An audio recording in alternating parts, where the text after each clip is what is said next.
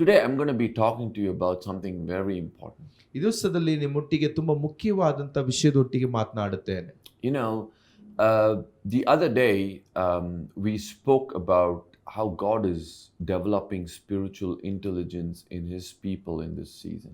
ಈ ಒಂದು ಕಾಲದಲ್ಲಿ ದೇವರು ಯಾವ ರೀತಿಯಾಗಿ ಆತ್ಮಿಕವಾದಂತ ಬುದ್ಧಿಯನ್ನ ಆತನು ತನ್ನ ಜನರಲ್ಲಿ ಕೊಟ್ಟು ರೂಪಿಸ್ತಾ ಇದ್ದಾನೆ ಎಂಬುದಾಗಿ ಕಲಿತುಕೊಂಡು.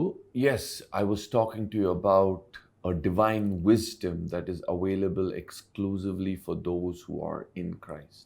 ಕ್ರಿಸ್ತನಲ್ಲಿ ಇರುವಂತವರಿಗೆ ಆತನು ದೈವಿಕವಾದಂತ ತನ್ನ ಜ್ಞಾನವನ್ನ ವಿಶೇಷವಾಗಿ ಕೊಡುತ್ತಾನೆ ಎಂಬುದಾಗಿ ಕಲಿತುಕೊಂಡೆವು. And we also spoke about how because of this spiritual intelligence that was working through the life of Daniel, powerful kings like Nebuchadnezzar fell down and worshipped the God of Daniel to be the true and the living God. ಆತ್ಮಿಕವಾದಂತ ಬುದ್ಧಿ ಕಾರ್ಯ ಮಾಡೋ ನಿಮಿತ್ತವಾಗಿ ಉನ್ನತ ರಾಜನು ಎಲ್ಲರೂ ಸಹ ಅವನಿಗೆ ಅಡ್ಡ ಬೀಳೋದನ್ನ ನಾವು ನೋಡಿದ್ವು. Now today we're going to be talking to you about how important it is, even as we are desiring to grow in this aspect where we want God to develop in our spiritual intelligence, how important it is to have our minds renewed. ಈ ರೀತಿಯಾಗಿ ದೇವರು ಆತ್ಮಿಕವಾದಂಥ ಬುದ್ಧಿಯ ಕಾರ್ಯದಲ್ಲಿ ದೇವರು ನಡೆಸುತ್ತಿರುವಾಗ ನಮ್ಮ ಮನಸ್ಸು ಎಷ್ಟಾಗಿ ನೂತನೀಕರಿಸಲ್ಪಟ್ಟಿರಬೇಕೆಂಬುದನ್ನು ತಿಳ್ಕೊಳ್ಳೋಣ. Part of walking in spiritual intelligence is connected to how we think. ನಾವು ಈ ಆತ್ಮಿಕ ಬುದ್ಧಿಮತ್ತೆಯ ಕಾರ್ಯದಲ್ಲಿ ಮುಖ್ಯವಾಗಿ ನಾವು ಯಾವ ರೀತಿ ಯೋಚಿಸ್ತೇವೆ ಅದು ಮುಖ್ಯ. Romans chapter 12 verses 2 says, "Do not be conformed to this world, but be transformed by the renewing of your mind." ರೋಮ ಬರೆದ ಪತ್ರಿಕೆ 12ನೇ ಅಧ್ಯಾಯದ 2ನೇ ವಾಕ್ಯ, ಇಹಲೋಕದ ನಡವಳಿಕೆಯನ್ನು ಅನುಸರಿಸದೆ ನೂತನ ಮನಸ್ಸನ್ನು ಹೊಂದಿಕೊಂಡು. How we think is so important. ನಾವು ಯಾವ ರೀತಿಯಾಗಿ ಯೋಚಿಸ್ತೇವೆ ಅದು ತುಂಬಾ ಮುಖ್ಯ. A renewed mind is just not thinking differently. ನೂತನೀಕರಿಸಲ್ಪಟ್ಟಂತ ಮನಸ್ಸು ವ್ಯತ್ಯಾಸವಾಗಿ ಯೋಚಿಸುವುದಿಲ್ಲ. A renewed mind is a transformed mind. ನೂತನೀಕರಿಸಲ್ಪಟ್ಟಂತ ಮನಸ್ಸು ಅದು ರೂಪಾಂತರಗೊಂಡದಾಗಿದೆ. Where we begin to think through the mind of Christ. ನಾವು ಕ್ರಿಸ್ತನ ಮನಸ್ಸಿನಿಂದ ಯೋಚಿಸುವವರಾಗಿರುತ್ತೇವೆ. Where we not only know that we have the mind of Christ, but we now believe that we have the mind of Christ and start walking in it. ನಾವು ಕ್ರಿಸ್ತನ ಮನಸ್ಸುಳ್ಳವರೆಂಬುದಾಗಿ ಮಾತ್ರವಲ್ಲ, ಅದನ್ನು ವಿಶ್ವಾಸಿಸಿ ಆ ರೀತಿಯಾಗಿ ನಡೆಯಲಿಕ್ಕೆ ಪ್ರಾರಂಭ ಮಾಡುತ್ತೇವೆ. That means when we are faced with mountains, we begin to see those mountains through God's perspective. ನಾವು ಬೆಟ್ಟಗಳನ್ನು ಎದುರುಗೊಳ್ಳುವಾಗ ನಾವು ದೇವರ ಒಂದು ದೃಷ್ಟಿಕೋನದಲ್ಲಿ ಅದನ್ನು ನೋಡುತ್ತೇವೆ. When we come across obstacles, we begin to see those obstacles, we begin to see those giants through the mind of Christ. ನಮಗೆ ತಡೆಗಳು ಬರುವಾಗ, ನಮಗೆ ಮುಂದೆ ದೊಡ್ಡ ಬಲಿಷ್ಠ ಕಾರ್ಯಗಳು ಬಂದು ನಿಲ್ಲುವಾಗ ನಾವು ಆತನ ಮನಸ್ಸಿನ ಕೋಣದಿಂದ ನೋಡುತ್ತೇವೆ. When you have a renewed mind, ನಿಮಗೆ ನೂತನೀಕರಿಸಲ್ಪಟ್ಟ ಮನಸ್ಸಿರುವಾಗ, you are full of hope. ನಿಮಗೆ ನಿರೀಕ್ಷೆ ಇದೆ. The impossible seem to be possible. ಅಸಾಧ್ಯವಾದ ಕಾರ್ಯಗಳು ಸಾಧ್ಯವಾಗುವಂತೆ ಕಾಣುತ್ತದೆ. With a renewed mind, it is easier and quicker for you to forgive. ನೂತನೀಕರಿಸಲ್ಪಟ್ಟ ಮನಸ್ಸಿನಿಂದ ನೀವು ಕ್ಷಮಿಸಲಿಕ್ಕೆ ನಿಮಗೆ ಸುಲಭವಾಗಿರುತ್ತೆ. And you are thankful. ಯಾವಾಗಲೂ ಕೃತಜ್ಞತೆ ಹೃದಯವುಳ್ಳವರಾಗಿರುತ್ತೀರಾ. You don't live in worry and speculate negative things will happen. ನೀವು ಚಿಂತೆಯಲ್ಲಿಯೂ ಏನಾದರೂ ಅಹಿತಕರವಾದ ಘಟನೆ ನಡೆಯುತ್ತಾ ಎಂಬಂತ ಯೋಚನೆಯಲ್ಲಿರುವುದಿಲ್ಲ. So these are some symptoms of a renewed mind. ಇದೆಲ್ಲವೂ ಸಹ ನೂತನ ಮನಸ್ಸಿನ ಒಂದು ಕಾರ್ಯವಾಗಿರುತ್ತೆ. So how do we walk in the renewed mind? ನಾವು ಯಾವ ರೀತಿಯಾಗಿ ಈ ನೂತನೀಕರಿಸಲ್ಪಟ್ಟ ಮನಸ್ಸಿನಲ್ಲಿ ನಡೆಯುತ್ತೇವೆ? Something that we can learn is from the life of Joshua. ನಾವು ಯೆಹೋಶುವನ ಜೀವನದಿಂದ ಕಲಿಯಲಿಕ್ಕೆ ಸಾಧ್ಯ. You know, Joshua was a leader who grew under Moses. ಯೆಹೋಶುವನು ಮೋಶೆಯ ನಾಯಕತ್ವದ ಕೆಳಗೆ ಬೆಳೆದನು. Moses was a man who spoke to God face to face. ಮೋಶೆಯು ದೇವರ ಬಳಿಯ ಮುಖಾಮುಖಿಯಾಗಿ ಮಾತನಾಡುತ್ತಿದ್ದವನು. One day God comes to Joshua and tells Joshua, Moses, my servant, is dead now. ದೇವರು ಒಂದು ದಿವಸದಲ್ಲಿ ಯೋಶುವನ ಬಳಿ ಬಂದು ಹೇಳುತ್ತಾನೆ, ನನ್ನ ದಾಸನಾದ ಮೋಶೆಯು ತೀರಿ ಹೋದನು. You must rise up, Joshua. ಈಗ ನೀನು ಎದ್ದೇಳಬೇಕು ಯೆಹೋಶುವ. And I think Joshua must have wondered, how am I going to lead these people? ಯೆಹೋಶುವನ ಯೋಚನೆ ಮಾಡಿರಬಹುದು, ನಾನು ಯಾವ ರೀತಿಯಾಗಿ ಜನರನ್ನು ನಡೆಸಲಿಕ್ಕೆ ಸಾಧ್ಯ. God gave him a key.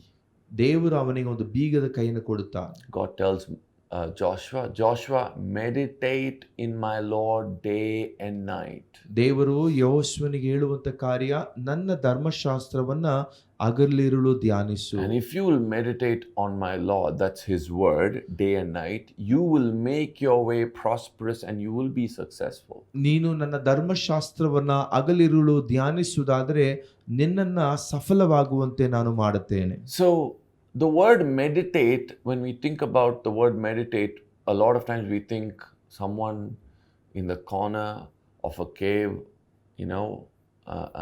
quietly humming. ನಾವು ಧ್ಯಾನಿಸುವುದೆಂಬುದಾಗಿ ಯೋಚನೆ ಮಾಡುವಾಗ ನಮ್ಮ ಮನಸ್ಸಲ್ಲಿ ಈ ರೀತಿ ಬರಬಹುದು, ಯಾರೋ ಒಬ್ಬರು ಒಂದು ಗುಹೆಯಲ್ಲಿ ಒಂದು ಕಡೆಯಲ್ಲಿ ಕುಳಿತು ಅದರ ಕುರಿತು ವ್ಯಾಖ್ಯಾನಿಸುವ ಹಾಗೆ. No, that's not biblical meditation. ಅದು ವಾಕ್ಯ ಆಧಾರಿತವಾದಂಥ ಧ್ಯಾನವಲ್ಲ. So what is biblical meditation? ಆಮೇಲೆ ದೈವಿಕ ವಾಕ್ಯ ಆಧಾರಿತವಾದಂಥ ಧ್ಯಾನ ಅಂದ್ರೆ ಏನು? For example, you have a son. ನಿಮಗೆ ನಿಮ್ಮ ಮಗನಿದ್ದಾನೆ. And one day he comes late from his school or college. ಅವರು ಒಂದು ದಿವಸ ತಮ್ಮ ಶಾಲೆ ಅಥವಾ ಕಾಲೇಜಿನಿಂದ ತಡವಾಗಿ ಬರ್ತಾರೆ. Beyond his expected time. ಅಂದ್ರೆ ಅವರು ಬರಬೇಕಾದಂತ ಸಮಯವನ್ನು ಬಿಟ್ಟು ಅಧಿಕ ಸಮಯ ತೆಗೆದುಕೊಳ್ತಾರೆ. And all of a sudden you have all sorts of thoughts creeping into your mind. ಆಗ ನಿಮ್ಮ ಮನಸ್ಸಿನಲ್ಲಿ ಅನೇಕ ಯೋಚನೆಗಳು ಬರುತ್ತವೆ. You think, oh, probably my son has met with an accident. ನನ್ನ ಮಗನಿಗೆ ಒಂದು ಅಪಘಾತ ಆಗಿರ್ಬೋದಾ? Oh, someone has done something evil or robbed him. ಅವನಿಗೆ ಯಾರಾದರೂ ತಪ್ಪನ್ನು ಕೇಡು ಮಾಡಿದ್ದಾರಾ ಅಥವಾ ಕಳ್ಳತನ ಮಾಡಿದ್ದಾರಾ? But then all of a sudden Psalms 91 comes to your mind. ಆಗ ಕೀರ್ತನೆ 91 ನಿಮ್ಮ ಮನಸ್ಸಿಗೆ ಬರುತ್ತೆ. And you begin to take Psalms 91 and begin to declare Psalms 91. ಆಗ ನೀವು ಕೀರ್ತನೆ 91ನ್ನ ತೆಗೆದು ನೀವು ಘೋಷಿಸಲಿಕ್ಕೆ ಪ್ರಾರಂಭ ಮಾಡುತ್ತೀರಾ. You begin to take the word and begin to pound over your son's life. ನೋಡಿ, ನೀವು ಆ ವಾಕ್ಯವನ್ನು ತೆಗೆದು ನಿಮ್ಮ ಮಗನ ಜೀವಿತದ ಮೇಲೆ ನೀವು ಅದನ್ನು ಹೇಳಲಿಕ್ಕೆ ಪ್ರಾರಂಭ ಮಾಡ್ತೀರಾ. It's like you are replacing the truth of God's word, what seems to be a lie or a fiction thought. ನೋಡಿ, not true. ಒಂದು ಸುಳ್ಳು ಅಥವಾ ಕಟ್ಟು ಕಥೆಯ ರೀತಿಯಲ್ಲಿ ಇರುವ ಸತ್ಯವಲ್ಲದ ಒಂದು ಸಂಗತಿಯ ಮೇಲೆ ನೀವು ದೇವರ ವಾಕ್ಯವನ್ನ ತೆಗೆದು ನೀವು ಅದನ್ನ ಅಳವಡಿಸ್ತೀರಾ. Because sometimes you read in the news, there's so many things happening. ಯಾಕಂದ್ರೆ ನಾವು ವಾರ್ತಾಪತ್ರಿಕೆಯಲ್ಲಿ ಅನೇಕ ಸಂಗತಿಗಳು ನಡೆಯುವುದನ್ನು ಓದುತ್ತೇವೆ. And sometimes you think those things can happen to you also. ಅದು ನಿಮಗೂ ಸಹ ಸಂಭವಿಸಬಹುದೆಂಬುದಾಗಿ ಯೋಚನೆ ಮಾಡ್ತೀರಾ. Those become your core values. ಅದೆಲ್ಲವೂ ಸಹ ನಿಮ್ಮ ಮೌಲ್ಯವಾಗಿ ಮಾರ್ಪಡುತ್ತವೆ. But when you say you meditate on the word, ನೀವು ನಾನು ದೇವರ ವಾಕ್ಯವನ್ನು ಧ್ಯಾನಿಸ್ತೇನೆ ಎಂಬುದಾಗಿ ಹೇಳುವಾಗ, or when you say I have a renewed mind, ನನಗೆ ನೂತನ ಮನಸ್ಸಿದೆ ಎಂಬುದಾಗಿ ಹೇಳುವಾಗ, it is a mind that believes God's promises are yes and amen in your life. God's promises are your core values. ಆ ಒಂದು ಕಾರ್ಯಗಳು ನೀವು ದೇವರ ವಾಕ್ಯವನ್ನು ನಂಬುವಾಗ ಹೌದು ಆಮೇನ್ ಎಂಬುದಾಗಿ ನಿಮ್ಮ ಮೌಲ್ಯವಾಗಿ ಮಾರ್ಪಡುತ್ತವೆ. Because we have a higher value and core value. ನಮ್ಮ ಉನ್ನತ ಮೌಲ್ಯ ಮತ್ತು ಮೌಲ್ಯದ ಕಾರ್ಯವಿದೆ ನಮ್ಮ ಬಳಿಯಲ್ಲಿ. What is a higher value? ಉನ್ನತವಾದ ಮೌಲ್ಯ ಅಂದ್ರೆ ಏನು? You know for the fact that God will provide for you if you go through a season of lack. ನಿಮ್ಮ ಕೊರತೆಗಳ ನಡುವೆ ಆ ಕಾಲದಲ್ಲಿ ಹಾದು ಹೋಗುವಾಗ ದೇವರು ಒದಗಿಸ್ತಾನೆ ಎಂಬುದಾಗಿ ಗೊತ್ತು. So that's your higher value. ಅದು ಉನ್ನತವಾದ ಮೌಲ್ಯ. But your core value is this. ನಿಮ್ಮ ಮತ್ತು ಮೌಲ್ಯವೇನೆಂದರೆ, when you actually face lack, ನಿಮಗೆ ಕೊರತೆ ಬರುವಾಗ you begin to tremble. ನೀವು ಅದರ ಕುರಿತಾಗಿ ನೀವು ಕಳವಳ ಪಡ್ತೀರಾ. There is anxiety. ನಿಮ್ಮಲ್ಲಿ ಅದರ ಭಯ ಹೆಚ್ಚಳವಾಗುತ್ತೆ. So it is your higher value that God will provide. ನಮಗೆ ಉನ್ನತ ಮೌಲ್ಯವನ್ನು ದೇವರು ಒದಗಿಸ್ತಾನೆ. but your higher value has not become the core value. You're not believing in your heart. ಅದನ್ನ ನೀವು ನಿಮ್ಮ ಮೌಲ್ಯವನ್ನ ನೀವು ನಂಬುತ್ತಾ ಇಲ್ಲ. So when you walk in the renewed mind, ನೀವು ನೂತನ ಮನಸ್ಸಿನಲ್ಲಿ ನಡೆಯುವಾಗ the higher value becomes a core value. ಆಮೇಲೆ ನಿಮ್ಮ ಉನ್ನತವಾದಂತಹ ಮೌಲ್ಯವು ನಿಮ್ಮ ಜೊತೆ ಮೌಲ್ಯವಾಗಿ Where ಮಾರ್ಪಡುತ್ತದೆ. you not only know that God is the one who protects for you, God is the one who provides for you, but you now begin to believe and walk in it. ನೀವು ಬರೀ ದೇವರನ್ನು ಕಾದು ಕಾಪಾಡ್ತಾರೆ ಎಂಬುದೇ ನಂಬುವುದು ಮಾತ್ರವಲ್ಲ, ನೀವು ನಂಬಿ ನೀವು ನಡೆಯಲಿಕ್ಕೆ ಪ್ರಾರಂಭ So that's ಮಾಡ್ತೀರಾ. how powerful it is if we have to embrace spiritual intelligence. That's how powerful is a renewed mind. ಅದೇ ನೂತನೀಕರಿಸಲ್ಪಟ್ಟಂತ ಮನಸ್ಸಿನ ಶಕ್ತಿಯಾಗಿದೆ. So, like I mentioned, the key to walk in renewed mind is learning to meditate upon the word. ನಾವು ನೂತನ ಮನಸ್ಸು ಹೊಂದಿ ನಡೆಯುವುದಂದ್ರೆ ದೇವರ ವಾಕ್ಯವನ್ನ ಧ್ಯಾನಿಸುವುದು. You know, we must learn to give heed to how we think. ನಾವು ಯಾವ ರೀತಿಯಾಗಿ ಯೋಚನೆ ಮಾಡುತ್ತೇವೋ ಅದನ್ನು ಗಮನ ಹರಿಸಬೇಕು. A lot of times, you know, I always say this, all biblical prophecies are conditional. ನಾನು ಯಾವಾಗಲೂ ಹೇಳುವ ಹಾಗೆ ಎಲ್ಲ ದೈವಿಕವಾದಂಥ ಪ್ರವಾದನೆಗಳು ಸಹ ಅದಕ್ಕೆ ನಿಯಮವಿದೆ.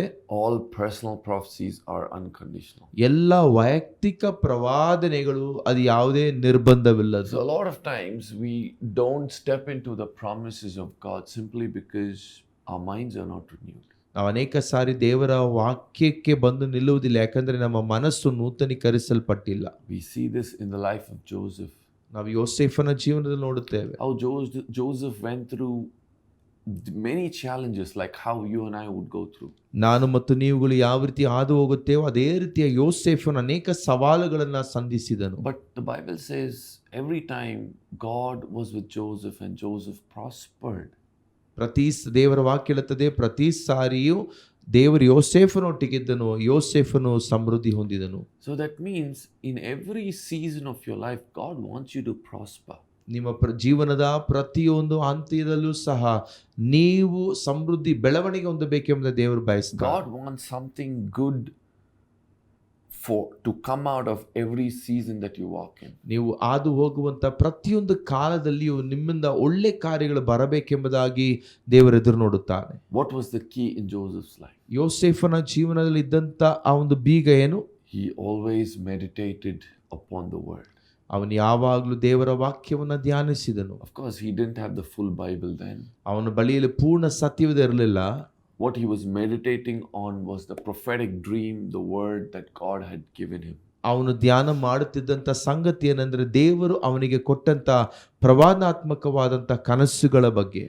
He was always meditating and thinking of it. ಅದರ ಕುರಿತ ಯಾವಾಗಲೂ ಧ್ಯಾನಿಸುತ್ತಾ ಯೋಚನೆ ಮಾಡುತ್ತಾ ಇದ್ದ. Always praying. ಅದರ ಕುರಿತು ಪ್ರಾರ್ಥಿಸುತ್ತಿದ್ದ. And then his mind was renewed. ಅವನ ಮನಸ್ಸು ನೂತನವಾಯಿತು. You know, he developed a never give up mindset. ಬಿಟ್ಟು ಕೊಡಬಾರದೆಂಬಂತ ಮನಸ್ಸು ಅವನಿಗೆ ಬಂತು. That's how powerful a renewed mind can be, beloved. ನೂತನೀಕರಿಸಲ್ಪಟ್ಟಂತ ಮನಸ್ಸು ಅಷ್ಟು ಬಲವುಳ್ಳದು ಪ್ರಿಯರೇ. And that's the key for us to walk in spiritual intelligence. ನಾವು ಆತ್ಮೀಕ ಒಂದು ಬುದ್ಧಿಯಲ್ಲಿ ಆ ರೀತಿ ನಡೆಯಬೇಕು. So I want to pray with you this evening. ಈ ಸಂಜೆ ನಿಮ್ಮೊಟ್ಟಿಗೆ ಪ್ರಾರ್ಥಿಸಲಿಕ್ಕೆ ಬಯಸ್ತೇನೆ. That God will help you renew your mind.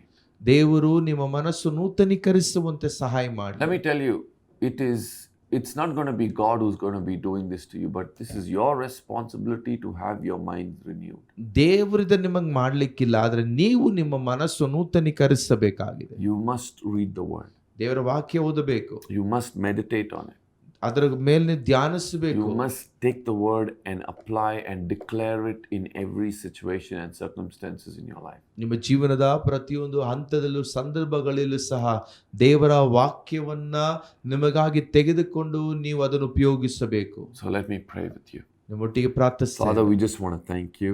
ತಂದೆಯೇ, ನಿನಗೆ ವಂದನೆ ಸಲ್ಲಿಸ್ತೇವೆ Lord, for speaking to us this evening. ಈ ಸಂಜೆ ನೀವು ನಮ್ಮೊಟ್ಟಿಗೆ ಮಾತನಾಡಿದಕ್ಕಾಗಿ. I pray for your grace to increase in our lives. ನಮ್ಮ ಜೀವನದಲ್ಲಿ ನಿನ್ನ ಕೃಪೆ ಅಧಿಕವಾಗಬೇಕಾಗಿ ಬೇಡಿಕೊಳ್ಳುತ್ತೇವೆ. Lord, I pray for a renewed mind in each one of us. ಪ್ರತಿಯೊಬ್ಬರಲ್ಲಿಯೂ ನೂತನವಾದಂತ ಮನಸ್ಸಿಗಾಗಿ ಪ್ರಾರ್ಥಿಸ್ತೇವೆ. Lord, you commanded Joshua to meditate upon the word day and night. ದೇವರೇ, ನೀನು ಯೆಹೋಶುವನಿಗೆ ನಿನ್ನ ವಾಕ್ಯದ ಮೇಲೆ ಹಗಲಿರುಳು ಧ್ಯಾನಿಸುವಂತೆ ಹೇಳಿದೆ. So that we will make our way prosperous and successful.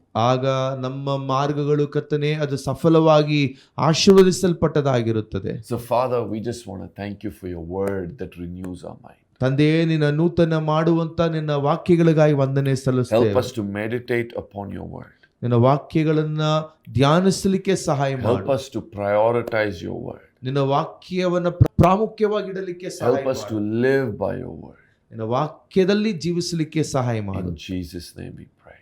ಯೇಸು ನಾಮದಲ್ಲಿ ಪ್ರಾರ್ಥಿಸುತ್ತೇವೆ. Amen and amen. Amen. You know, if you're watching us this evening and you don't know who Jesus is, ಈ ಸಂಧ್ಯೆ ಸಮಯದಲ್ಲಿ ನೀವು ನಮ್ಮನ್ನು ವೀಕ್ಷಿಸುತ್ತಿರುವಾಗ ಯೇಸು ಕ್ರಿಸ್ತನು ಯಾರೆಂಬುದಾಗಿ ಗೊತ್ತಿಲ್ಲದಿದ್ದರೆ, and the Bible says, in the beginning was the Word, and the Word was with God, and the Word was God. ಸತ್ಯವೇದ ಸ್ಪಷ್ಟವಾಗಿ ಹೇಳುತ್ತದೆ, ಆದಿಯಲ್ಲಿ ವಾಕ್ಯವಿತ್ತು, ಆ ವಾಕ್ಯವು ದೇವರ ಬಳಿಯಲ್ಲಿದ್ದ, ವಾಕ್ಯವೇ ದೇವರಾಗಿತ್ತು.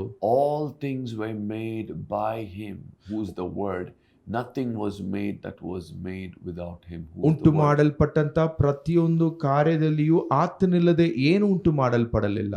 And that Word is no one but the Lord Jesus Christ. ಆ ವಾಕ್ಯವು ಯಾರು ಇಲ್ಲ, ಅದು ಯೇಸು ಕ್ರಿಸ್ತನಾಗಿದೆ. Who came as flesh 2000 years ago. ಆತ ನಮಗೋಸ್ಕರವಾಗಿ ನರವತಾರ ಎತ್ತಿ 2000 ವರ್ಷಗಳ ಹಿಂದೆ ಬಂದನು. Who died for us. ನಮಗಾಗಿ ಸತ್ತನು. Who died for our sin. ನಮ್ಮ ಪಾಪಗಳಿಗೋಸ್ಕರವಾಗಿ ಸತ್ತನು. For our sickness. ನಮ್ಮ ರೋಗಗಳಿಗಾಗಿ ಸತ್ತನು. So that when we believe in Him and what He has done for us on the cross, the curse of sin, sickness, disease, affliction is broken off. ನಾವು ಆತನನ್ನು ನಂಬುವಂತ ಸಮಯದಲ್ಲಿ ಶಿಲುಬೆಯಲ್ಲಿ ನಮಗಾಗಿ ಆತನು ಮಾಡಿದಂತ ಕಾರ್ಯಮತ್ತವಾಗಿ ಎಲ್ಲ ರೀತಿಯಾದಂತ ಕಟ್ಟುಕತೆ ಎಲ್ಲ ಕಾರ್ಯಗಳು ನೀಗಲ್ಪಡುತ್ತವೆ. And not only eternal life, but He fills you with life in abundance so that we will thrive even while we are here on earth. ನಾವು ನಿತ್ಯ ಜೀವವನ್ನು ಮಾತ್ರವಲ್ಲ, ಈ ಭೂಮಿಯಲ್ಲಿ ಇರುವಾಗ ನಾವು ಸಮೃದ್ಧಿಕರವಾಗಿರುತ್ತವೆ. So do you want Him to come into your life? ಆತ ನಿಮ್ಮ ಹೃದಯದಲ್ಲಿ ಬರಲಿಕ್ಕೆ ಬಯಸ್ತೀರಾ? All you have to do is pray this simple prayer with me. ಮಾಡಬೇಕಾದದೆಲ್ಲವೂ ಈ ಒಂದು ಪ್ರಾರ್ಥನೆಯನ್ನೊಟ್ಟಿಗೆ ಮಾಡಿರಿ. Because the Bible says that if you will confess it with your mouth and believe it with your heart that Jesus is Lord, you will be saved.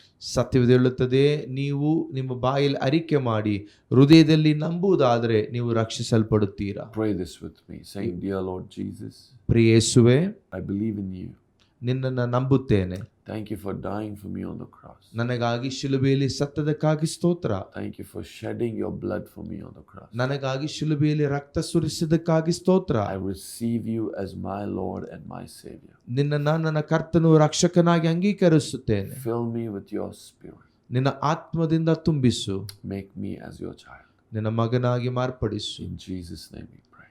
ಯೇಸು ನಾಮದಲ್ಲಿ ಪ್ರಾರ್ಥಿಸುತ್ತೇವೆ. You know, if you have prayed this prayer, I want to let you know that heaven is rejoicing over you. ನೀವು ಈ ಪ್ರಾರ್ಥನೆಯನ್ನು ಮಾಡಿರುವುದಾದರೆ ನಿಮ್ಮ ನೋಡಿ ಹೇಳಿಕ್ಕೆ ಬಯಸ್ತೇನೆ, ನಿಮ್ಮ ಕುರಿತಾಗಿ ಪರಲೋಕವು ಸಂತೋಷ ಪಡುತ್ತಾ ಇದೆ. God bless you. See you until next time. ದೇವರು ನಿಮ್ಮನ್ನು ಆಶೀರ್ವಾದ ಮಾಡಲಿ. ಮುಂದಿನ ಸಂಚಿಕೆಯಲ್ಲಿ ನೋಡೋಣ.